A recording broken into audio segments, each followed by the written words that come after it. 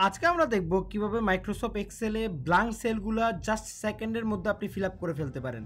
So চলুন practically এই জিনিসটা আমরা দেখে নিই।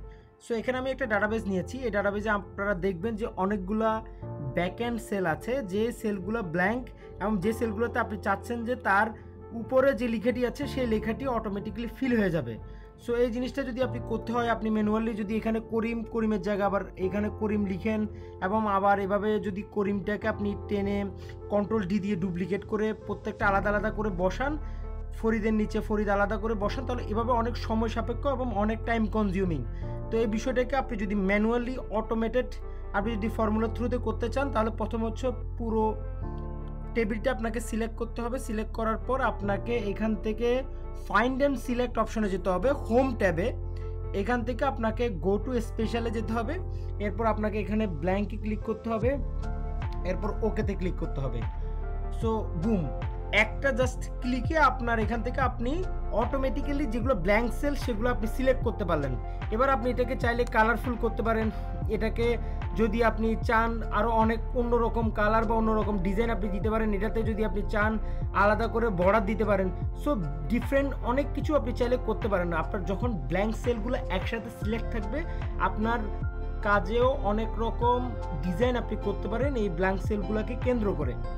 সেখানে আমরা চাচ্ছি এখন আমরা এই ব্ল্যাঙ্ক সেলগুলো ইমিডিয়েট উপরে যে লেখাটি আছে সেই লেখাটি দিয়ে আমরা ফিল আপ করবো। তাহলে সেটা আমরা কিভাবে করব? সো সেটার জন্য আমি ফর্মুলা বারে আমি ইকুয়াল চিহ্নটি আমি টাইপ করলাম। এরপর আমি জাস্ট এখানে করিমের উপর একটা সিলেক্ট করলাম।